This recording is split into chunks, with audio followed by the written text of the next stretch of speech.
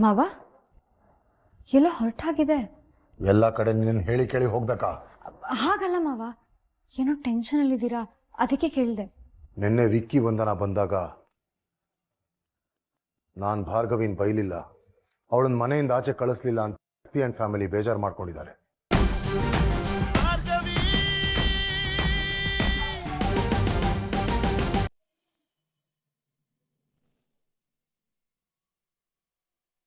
ಪ್ರೀತಿ ಪ್ರೇಮ ಎಲ್ಲ ಪುಸ್ತಕದ ಬದನೆಕಾಯಿ, ವಾಸ್ತವ ಬೇರೆನೇ ಇದೆ ಅಂತ ನಾನೇ ಪ್ರೀತಿಲಿ ಹೇಳೋಕಾಗ್ದಿರೋಷ್ಟು ಆಳವಾಗಿ ಬಿದ್ಬಿಟ್ಟೆ. ದುಡುಕಿ ಮೋಸ ಹೋಗ್ಬಿಟ್ಟೆ.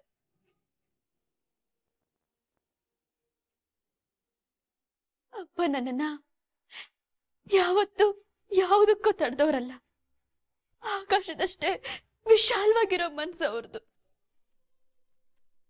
ಆದ್ರೆ ಇದು ಬಂಗಾರದ ಪಂಜರ.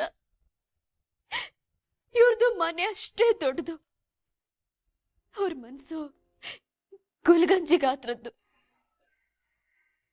ನಂಗಿರೋ ಕಷ್ಟ ಆಗ್ತದೆ ಅಮ್ಮ, ನನಗೆ ಹೊಂದ್ಕೊಳಕ್ ಆಗಲ್ಲ.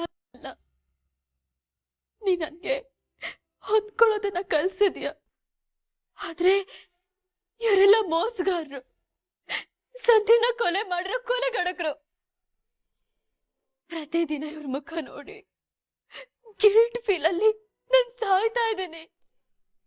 ಇಲ್ಲಿರೋ ಪ್ರತಿ ಕ್ಷಣನು ನನ್ಗೆ ಸಂಧಿನ ಮುಖನೇ ನೆನಪಾಗ್ತಾ ಇದೆ. ನಿಮಗ್ ನಾನು ಕೊಟ್ಟಿರೋ ದುಃಖ ನೆನಪಾಗ್ತಾ ಇದೆ. ನಿಮ್ಮನ್ನ ಗಟ್ಟಿಯಾಗಿ ತಪ್ಕೊಂಡಾಳ್ಬೇಕು, ನಿಮ್ ಹತ್ರ ಮಾತಾಡ್ಬೇಕು, ನಿಮ್ ಹತ್ರ ಓಡ್ ಬಂದು ನಿಮ್ ಮಡ್ಲಲ್ಲಿ ಮಲ್ಕೊಂಡು ನನಗಾಗಿರೋದನ್ನೆಲ್ಲ ನಾನು ಹೇಳ್ಕೋಬೇಕು ಅನಿಸ್ತಾ ಇದೆ. ಒಂದ್ಸಲ ಇದನ್ನೆಲ್ಲ ಮರೆತು ನನ್ನ ಮನೆಗ್ ಬಂದ ಕರೆದ್ರೆ ನಾನು ಇದನ್ನೆಲ್ಲ ಬಿಟ್ಟು ನಿನ್ನ ಹತ್ರ ಬಂದ್ಬಿಡ್ತೇನಮ್ಮ.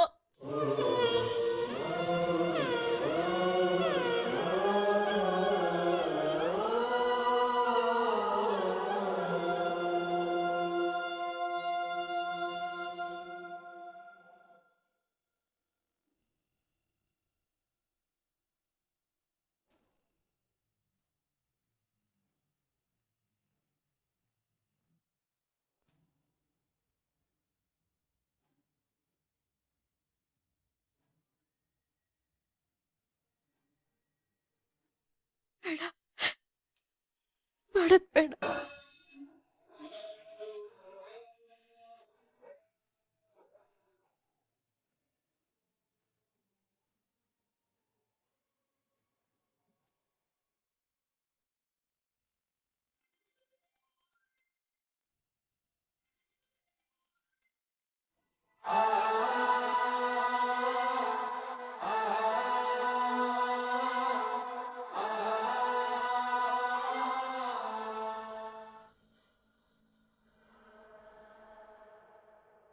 ಹಲೋ ಭಾರ್ಗವಿ. ಅಮ್ಮ ಅಮ್ಮ,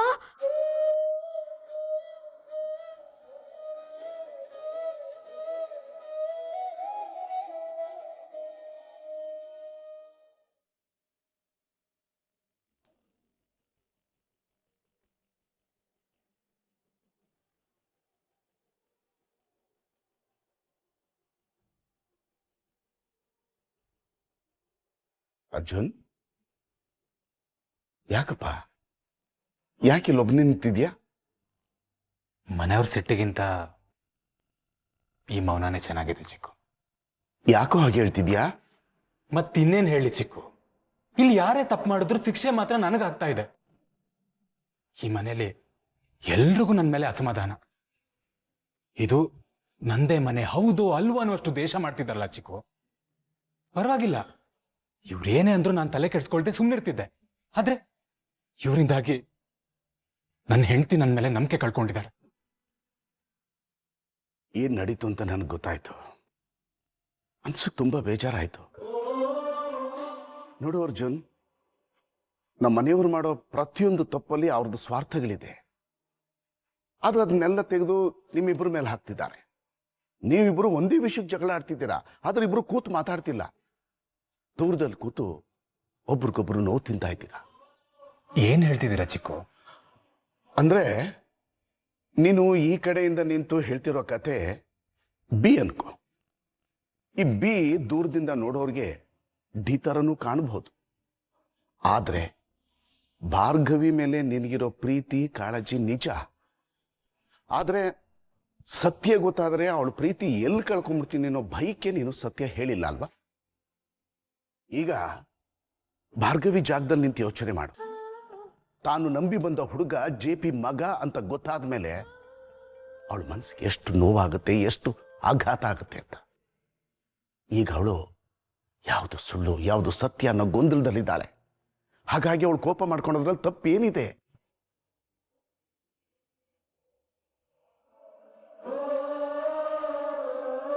ನಿಮ್ಮಿಬ್ಬರ ಮಧ್ಯೆ ಇರೋ ಈ ಗೊಂದಲ ಅಂತರವನ್ನ ನಮ್ಮ ಮನೇಲಿರೋ ಕಿಡಿಗೇಡಿಗಳು ಉಪಯೋಗಿಸ್ಕೋತಾ ಇದ್ದಾರೆ. ಅದಕ್ಕೆ ಹುಳಿ ಹಿಂಡಿ ನಿಮ್ಮಿಬ್ಬರನ್ನು ದೂರ ಮಾಡೋದಕ್ಕೆ ಪ್ರಯತ್ನ ಪಡ್ತಿದ್ದಾರೆ. ಹುಷಾರು.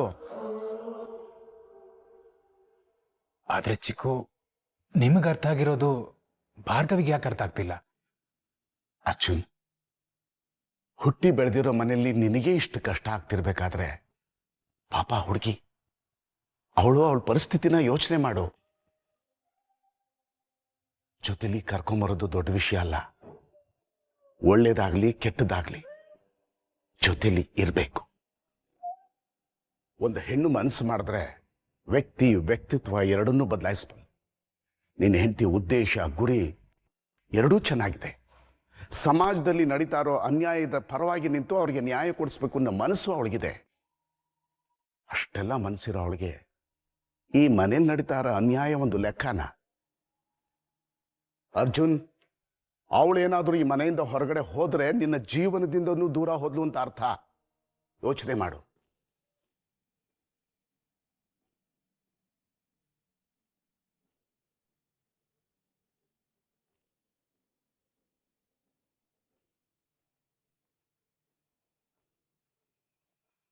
ಅವಳನ್ನ ಕಳ್ಕೊಂಡು ನಿನ್ ಜೀವನ ಮಾಡೋ ಶಕ್ತಿ ನಿನಗಿದೆಯಾ? ಇಲ್ಲ ಚಿಕ್ಕು, ಅವ್ರಿಲ್ದೇ ಇರೋ ಜೀವನನ ನನಗೆ ಇಮ್ಯಾಜಿನ್ ಮಾಡ್ಕೊಳಕ್ಕೂ ಆಗಲ್ಲ. ಹಾಗಿದ್ಮೇಲೆ ಈ ರಾಜಕೀಯ ಕುತಂತ್ರಗಳಿಗೆ ನೀನು ನಿನ್ನ ಹೆಂಡತಿನ ಬಿಟ್ಕೊಡ್ಬೇಡ. ಅವಳ ಜೊತೆಲಿರು, ಅವಳ ಪರವಾಗಿ ಹೋರಾಡು. ಇವತ್ತಲ್ಲ ನಾಳೆ ನೀನೇನು ಅಂತ ಅವಳಿಗೆ ಅರ್ಥ ಆಗತ್ತೆ. ಆದ್ರೆ ಪಾಪ ಭಾರ್ಗವಿ, ಈಗ ಅವರಪ್ಪ ಅಮ್ಮ ಮನೆಯವರು ಎಲ್ರೂ ಮಿಸ್ ಮಾಡ್ಕೊಳ್ತಿರ್ತಾರೆ.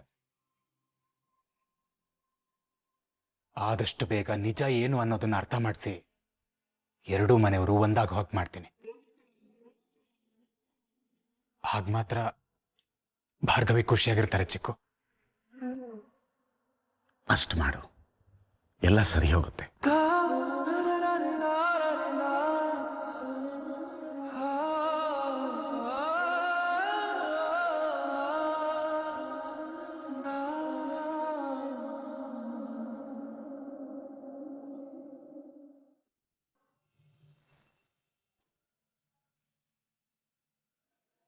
ನೆನ್ನೆ ವಂದನ ಬಂದು ಹೋದ್ಮೇಲೆ ಶಕ್ತಿ ಹತ್ರ ಮಾತಾಡೇ ಇಲ್ಲ.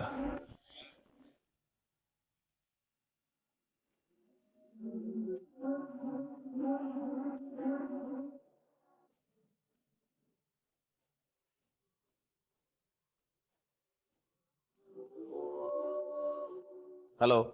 ಹಲೋ ಶಕ್ತಿ, ನೆನ್ನೆ ವಂದನ ಮನೆಗೆ ಬಂದಿದ್ಲು. ಅವಳ ಹತ್ರ ಮಾತಾಡಿದ್ದೀನಿ. ಅವಳು ಆರಾಮಾಗಿದ್ದಾಳಲ್ವಾ? ಮಾತಾಡಿ ಕಳಿಸಿದ್ಯೋ ಅಥವಾ ಬೈದು ಕಳಿಸಿದ್ಯೋ?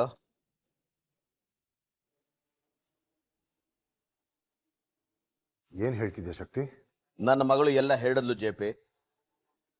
ಆ ಭಾರ್ಗವಿಗೆ ಒಂದು ಮಾತು ಬೈದೆ, ನನ್ನ ಮಗಳು ಕೇಳಿದ್ದಕ್ಕೆ ಉತ್ತರನೂ ಕೊಡದೆ ಹಾಗೆ ಕಳ್ಸಿದ್ಯಂತೆ. ನೀನ್ ಹೀಗ್ ಮಾಡ್ತೀಯ ಅಂತ ನಾನು ಅಂದ್ಕೊಂಡಿರಲ್ಲ JP. ನಾನು ಮಾತಾಡ್ತೀನಿ, ಎಲ್ಲ ಸರಿ ಹೋಗುತ್ತೆ ಅಂತ ಹೇಳಿದ್ದೆ.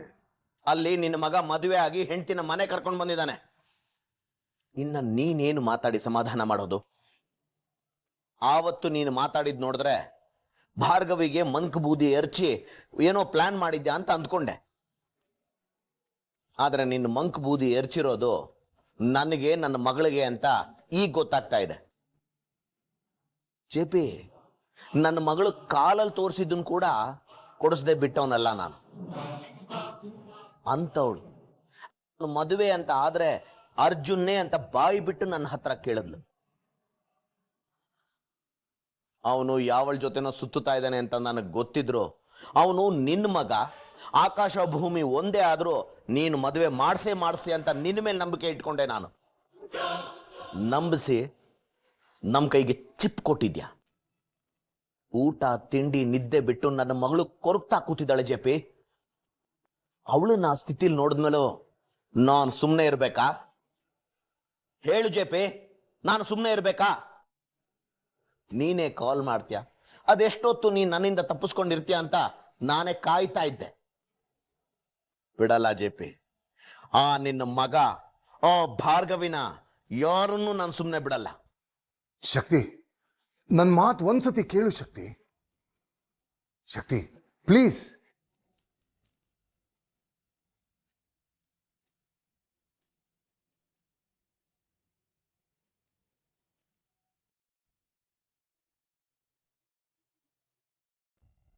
ಮಾವ ಎಲ್ಲ ಹೊರಟಾಗಿದೆ.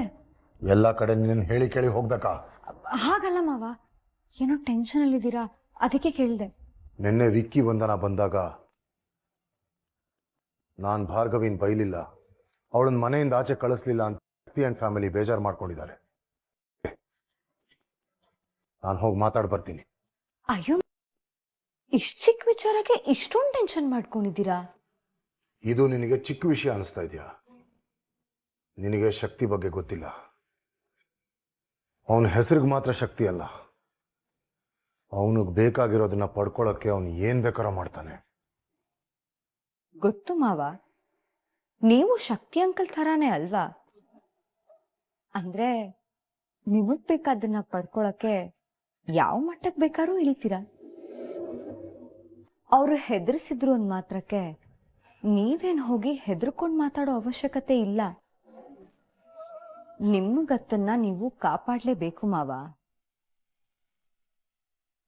ನಿಮ್ಮ ಪರವಾಗಿ ನಾನು ಹೋಗ್ತೀನಿ.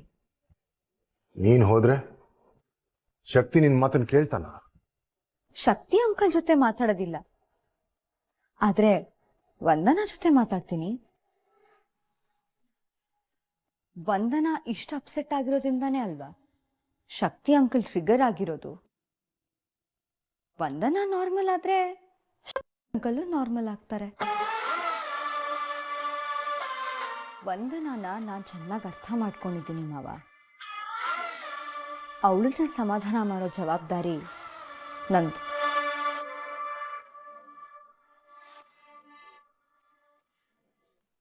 ನಿಮ್ಮ ಶಕ್ತಿ ಅಂಕಲ್ ಸ್ನೇಹ ಮೊದಲಿನ ಹಾಗೆ ಇರುತ್ತೆ. ನಾನು ಹೋಗ್ಬರ್ಲಾ ಮಾವ?